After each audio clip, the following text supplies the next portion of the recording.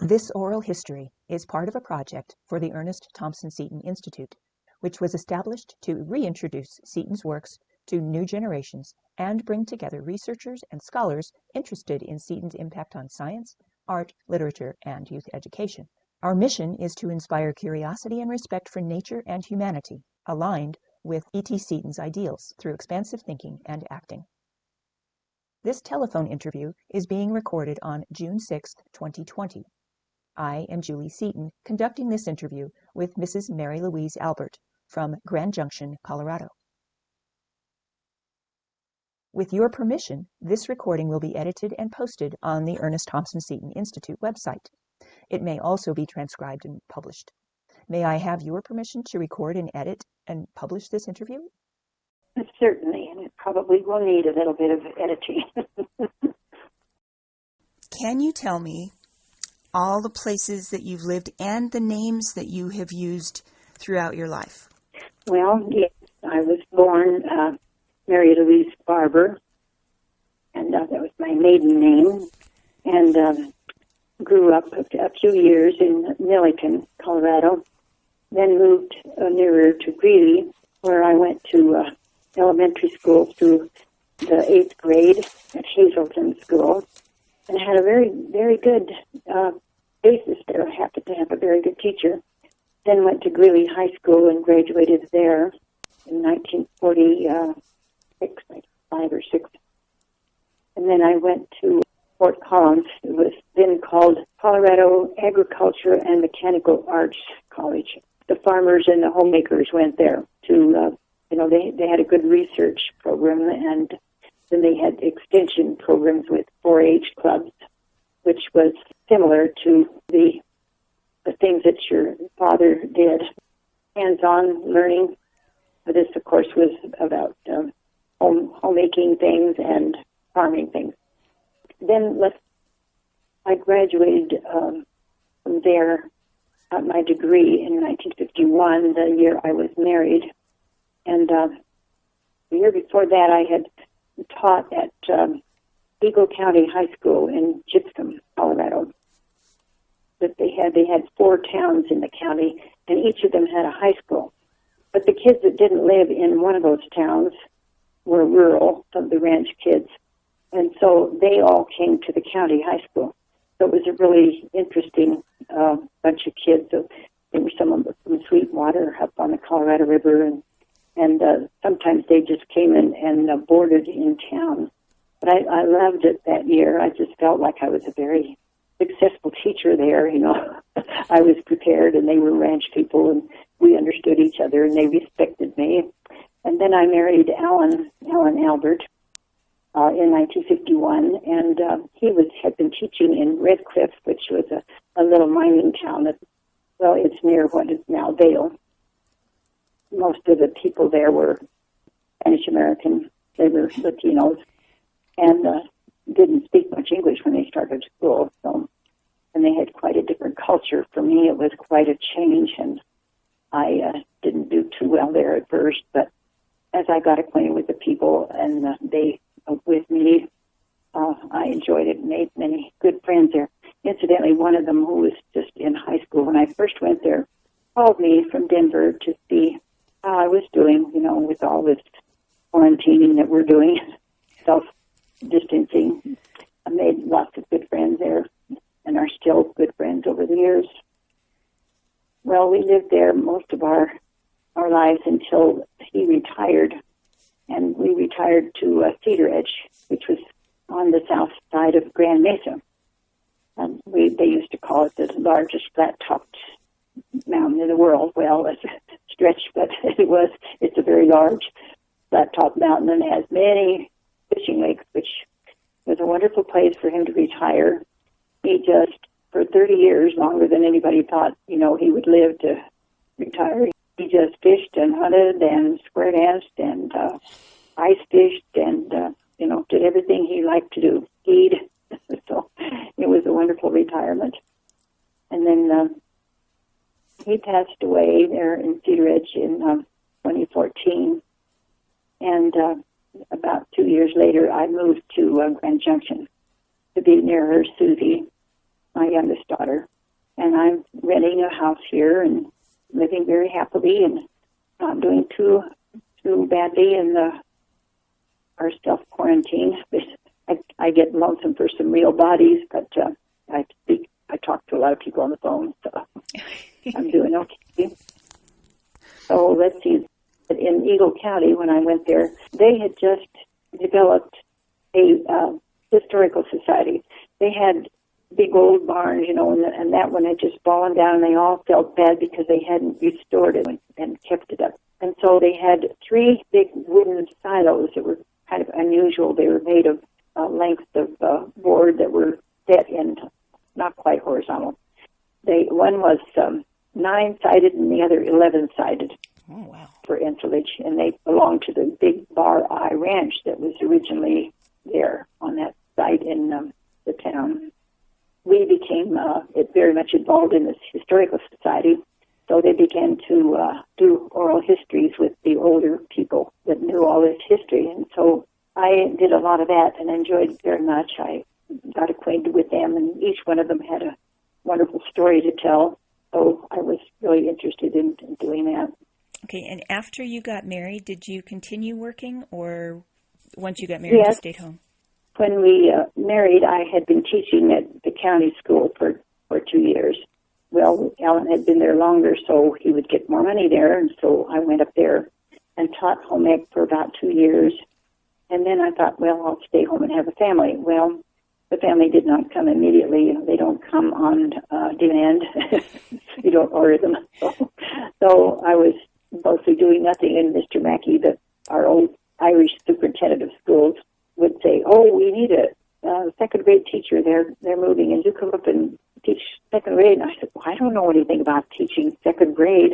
I was just trained to teach vocational home economics."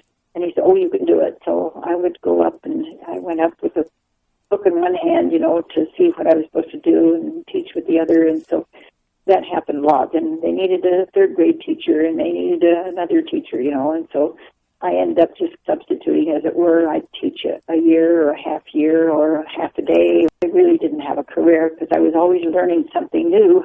So I ended up teaching I taught in every room in that school. This was a big a small red brick building, and the top story was the high school, and the bottom story was the elementary. And then you climbed up another story, and there was the principal in his office overseeing everything. He was a very strict old Irishman. He had started teaching when he was very young, so he kept a very strict school.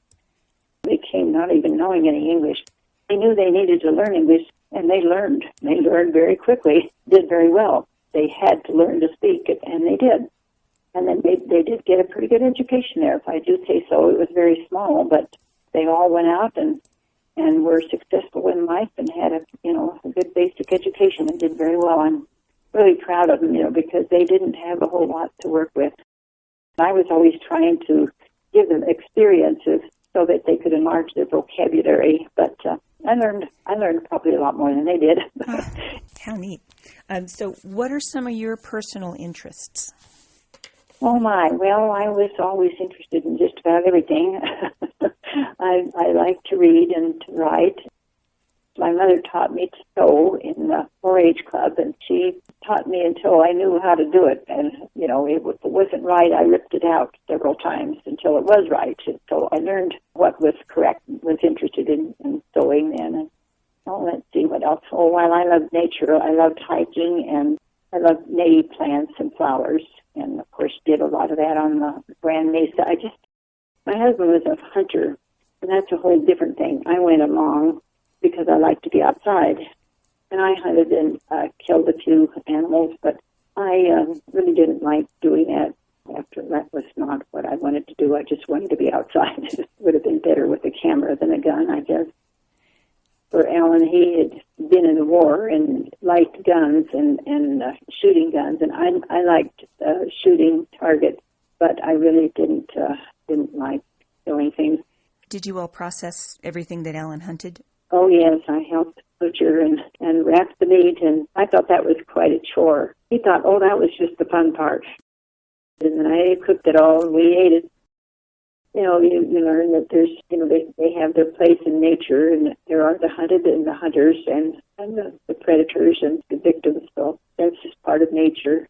Finished reading a book that Muriel Marshall had written. She called it The Island in the Sky, and that's what the Grand Mesa is. And she told everything, all the geology, all the history, all the sociology, all the interesting people who came and settled it. And I just really enjoyed the book very much. The flowers were beautiful in the summer. In July, they're just valleys of flowers, so I enjoyed that a lot. I went along on the fishing and hunting trips, but it wasn't really what I went for. I just went to the outdoors and see nature. Of course, I was very much interested in Seton, because that's what he did. He made all that come alive, and I liked how he did it. So. When did you first learn about Ernest Thompson Seton? Of course, when my nephew, Bob, as we called him, later became known as Dale, he grew up, with us right there on the farm. And when he married Dee, then, I got acquainted with that. Of course, he was very much interested in all those things, too. And when was the first time that you connected with my dad, your nephew, knowing that Seton was an interest of yours? Did you talk about that specifically at any time, or was that just part of Bob being married to Dee? Well, yes, probably so. Bob had lived up above Nederland one summer, and I'd gone up there to see him, and he liked being out of the woods, and being self-feeding. He liked nature, and of course, then after he moved down there, I don't really know. I don't have all the memories I'd like to have. All that's kind of blurry to me when we really got acquainted, but I do remember going down there to see them when they lived down there. I think they weren't living right in the castle at that point, but in one of the smaller places, little cabins or something close. That would have been in the village. It was one of the houses that was close to the driveway to the castle. Yes, that sounds right. My first impression of Seton Village was just the general aura of the whole place. It was surrounded by little cabins, and the air was just so fresh and smelled like pines, and I think it had just rained, and you know how that is. It was kind of a magical place, and there in the middle was the castle, which didn't look exactly like I had imagined a castle was going to be, but it was falling adobe structure that just seemed to have grown, as important things were kind of collected there and accumulated and added to the feeling of just sort of a natural museum. It just impressed me at first, like and all the little surrounding cabins seemed to be people who had similar taste and kind of lifestyles. I think there were people there who were writers and artists and things like that. Am I right? I just kind of remembered that. Mm-hmm. Yep, that's true. Robin and Alexander, Susie was there too. Robin and Susie were very impressed by the huge kitchen and the good food that was produced there. I was surprised that they remembered that. But they remembered the very large library. Am I right? Yes. And it had a little stairway that heading to a little place with special and precious collections. We were all intrigued with the Ingleduke, of course. Ingleduke, all of us remember the Ingleduke. Who could forget that and wished everybody had one? Adventures were just bound to happen there. I was impressed by the beautiful silver tea set from Germany, perhaps with some connection to Hitler. Seton had connections with many people all over the world, and of course he was not there when we visited. Let me see. Well, we all remembered the huge painting of Logo on the wall. It was so special and just belonged nowhere else in the world but right there on that wall, and I wonder where he is now. The picture of the sleeping wolf. It's still in Santa Fe, and it greets people into the entry for the Seton Gallery, the Academy for the Local Learning have. That would be wonderful to see it there. I was impressed with the library, too, because, I liked books, and I wished that I had more time to look there. Well, I think we did come another time, and they were having a special ceremony, and it seems like it had to do with transferring some of the things over to Philmont. Oh, so you were there for the transfer of the collections to the Boy Scouts of America. Okay, yeah, that was it. And this concludes the introduction and biography of Mary Louise Albert. In this segment, Mary Lou talks about the big wedding in Seton Village. I know that you were there for many of my life cycle events. My graduation, my wedding. Well, of course, my most vivid memories were of your wedding. It was a memorable time. I could not believe the preparations for that event, particularly the mass of hors d'oeuvres and canapes and appetizers that Dee had prepared in advance. And the pièce de résistance, of course, was a cake which she had baked and frozen earlier ahead of time. All wonderful food that she had planned. It just was amazing. What a manager. Now, did I tell about the cake? Just amazed that she had done all this work herself. That the cake had been frozen, so it came out, probably either the day before or earlier that morning, was being put together, and the icing and the decorations. And so there were many people standing around, and as the layers went together, they began to be uneven. And everybody would say, oh, watch out, it's slipping this way. No, it's slipping that way. And so we were gasping and ohing and awing, and finally Dee said, she said, I don't know what to do. Call the engineer. So somebody went and fetched Bob, and he came up in his slow, deliberate way and stood back and looked at it and said, well, all the supports for these layers are not the same height, which I'd been trying to tell them, but nobody was listening to me. Carefully took them out and made them all the same length and put them back in, and then the cake was nice and level and had all these huge layers. They went up and up and up. Very impressive. So it was such a relief, and everybody just said, oh, thank heavens, because we could just see that whole thing just slipping one side or the other. That's cool that that's one of your big memories is that cake. Well, I didn't tell either about the wedding itself. It seems like there were 500 people there. So all these people were standing there waiting, and some of them were fainting and passing out and being revived, and that was just part of it. Because I don't know whether it was hot, when you just have to stand and wait for something. My brother Dwayne played the violin, and then I remember that there was much merriment and dancing after that, and I remember the little 3-piece orchestra, but they could play anything, and they did play anything and everything, and every folk dancing I think that ever was. And we all did the square dancing. And I did square dance a lot. Really fun. And this concludes Mary Louise Albert's most vivid memory of Seton Village.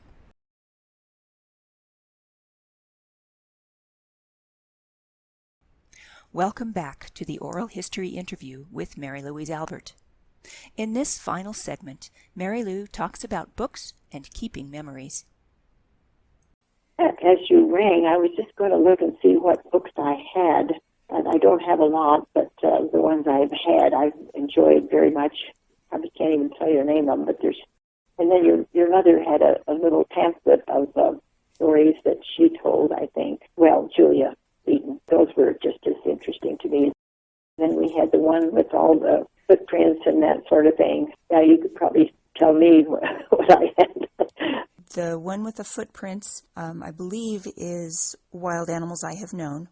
And in that book, there are several stories of different animals that Seton had encountered in his life. Was there a particular favorite of yours?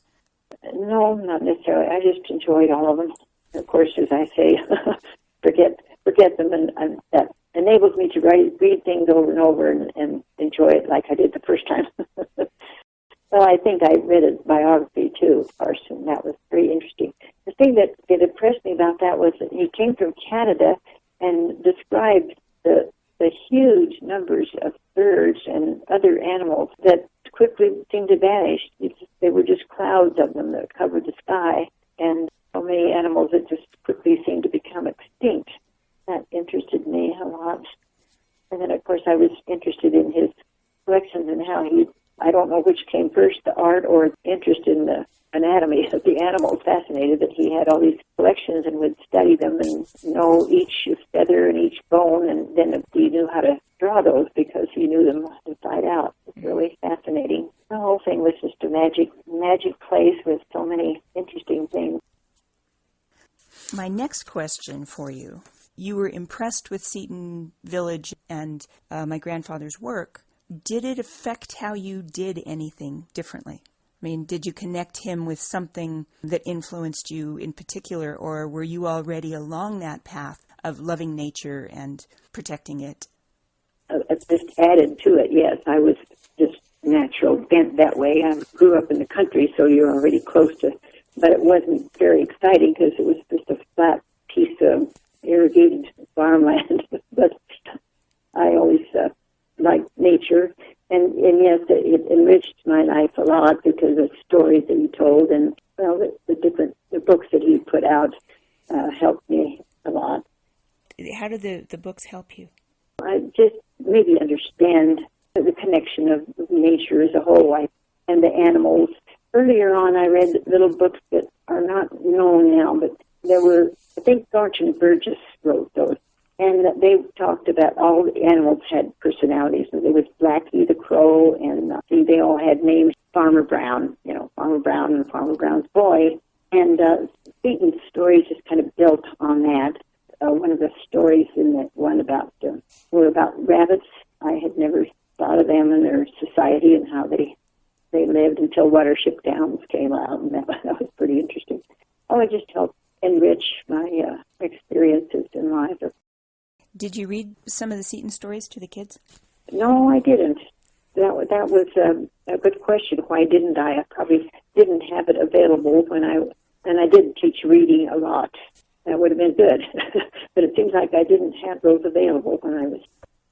Did you talk about your experiences that you had in Seton Village to your friends when you went back home to Colorado? Yeah, sure I did. But yes, with my friends, I shared that with them. You said that you had read his autobiography. It's called Trail of an Artist Naturalist.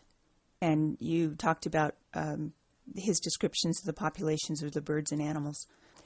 Was it that particular book that made you think there was this depth of knowledge, or was it the book Art Anatomy of Animals where you made that connection? Oh, uh-huh. Now, I did not have that book, and I'm sure I didn't read it all the way through, but I must have browsed through it and probably there at the castle. And at some point I did look it over and was much impressed with that book, but I don't think I ever had it to read it, thoroughly. I think he was compared with Audubon and wondered if he had done the same thing, as the Seton did. I often wish that I had gotten the books that I had just looked at or read earlier, so I would have had them in my library. Well, I still read and I can write a little, and so we decided that's what I'm going to do now, is read and write. And tell stories, of course.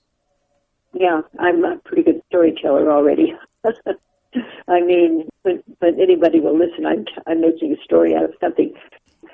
Like my sister Ethel Jo, she always made stories out of everything, and of course we kind of questioned whether her truthfulness. I would always say, "Oh, that isn't right." I was terrible, but she always dramatized everything and made everything fun, and she made a story out of it. So, and I used to read mostly all nonfiction for a long time, and then I realized that historical fiction is a lot easier way to learn history. It certainly has its place. I'm beginning to realize that. So you read nonfiction. What did you read about? What were your particular interests? Self-help books. I didn't read a lot of history either. I realized I didn't really have a good grounding in world history at all. I was more interested in literature. And anytime there's a chance, I tell people about him and how I know what I do know about him, and like to impress them, but people don't know who he is. Right. I need to tell them. I do every time I get a chance. Tell them my personal relationship. Proud of that, proud of having some kind of a touch there. I'm not related to very many famous people, so the ones that I do know, I like to flaunt them and tell all that I know about them. Now, I'm trying to think of your age when you met him. Oh, no, I never did. No. He died when my mom was 8. The messages that he had 100 years ago are as valid, if not more so, today than they were then. Oh, yes. Maybe he did say much more than was in that one book about how the wildlife of Canada had vanished so quickly. Maybe he did write more about them than I knew. Really impressed by that. Didn't anybody notice but him? And why this was happening and how it happened. It didn't seem to be that much in this country. I'm sure this country was much fuller, well, especially with bison and things like that, that obviously disappeared pretty rapidly. We know why, but there are many other species that nobody happened to notice. Or I lived on the farm, so I always thought it'd be wonderful to be a Girl Scout or something like that, but we didn't have the chance. I did go to a 4-H camp one time that was up in the mountains near Estes Park, and I just came across that. I was going through an old scrapbook and dismantling it and then, stating what I needed to. I had forgotten. That was such a wonderful experience. That came as close to me as anything. And we had Indian tribe names and did everything outside. And, I just thought that was the best thing that ever happened to me. It was so much fun. Of course, farmers thought all that kind of stuff was ridiculous. You were already close to nature. Why did you want to try to get any closer? But you were there for the money off the crops. I am glad I grew up on a farm because you were close to there wasn't anything in my house to play with, I'll tell you that. It was a bare house, so we didn't even have dolls. We had spools, wooden spools the thread comes on. That was our dolls, and we took them out and made faces on them, and they lived out in the woods and went down the irrigation ditches and sail ships, and that's the only reason that we were close to the earth anyway. And I feel so bad that so many kids are not close to nature. You just learn a lot of things without being told. You hold something out and let go of it, it falls to the ground. Well, that's gravity. You don't have to learn that in a book. Water runs downhill. Well, you don't have to learn that in a book either. I didn't teach anyone staying enough to really have a career, but along the way I saw other things like the Waldorf schools and the things that were in even Montessori, and they based it on, hands-on and working with real things. I was always really wished I had been involved with a school like that, but even that took money. And then, my sister Hazel took a lot of Montessori classes as she was finishing her degree at 58 or 56 years, I think she got her degree. And she took a lot of Montessori classes. And then when she went to teach, she had to teach the curriculum they gave her. But she had a big table in the back of the room, and she would say, now, if you get your work done, you can go back to the Montessori table. They loved to do that, and they learned more back there than they did with the other things that they did at school. She used to show me all the things that they could add, subtract great numbers, and do things like that. And I said, well, you probably have a higher socioeconomic level than we do. No, they didn't. She had the lowest of the low. Then when I was acquainted with two of the Montessori schools, and I thought, Maria Montessori would roll over in her grave if she could see what they were doing in her name. She didn't import all of her things from Holland. She used what she had. She had carpenters cut out little blocks in certain centimeters or whatever, and she used what they had. And it seems like it's very artificial now. Unless you've got any other memories for me at this point. Not at this point. I will probably think of many things. If I do, I will try to send them to you. Mostly, I don't have a lot of facts, just have impressions. Which is great. That's what's wonderful about the oral history. It's those bits of memories that create essences rather than facts. Storytelling is what we do to keep ourselves alive. Of course, and I realize now that that's what your grandfather did and was motivated by was a theory, a feeling, of interest, and a love of certain things, and just think what he did with that was wonderful. So I've enjoyed talking with you. Well, thank you, and thank you for spending the time to think about the memories and tell me what they were. I realized when I moved over here, I just took everything with me because I didn't have time to sort. Well, it was good because I set out to go through all these boxes of stuff and throw things away. Well, I can't do that. That's where my memories are, in the boxes. Yes. So I get them out and enjoy them all over again. And well, thank you again. All right. bye-bye. Bye-bye. This concludes the oral history interview with Mary Louise Albert. For more information about Ernest Thompson Seton, visit our website at etseatoninstitute.org. Did you enjoy this interview? Consider joining the Ernest Thompson Seton Institute, sending a donation, liking us on Facebook, or simply sending an email to info@etseatoninstitute.org. Thank you for watching. Enjoy the rest of your day.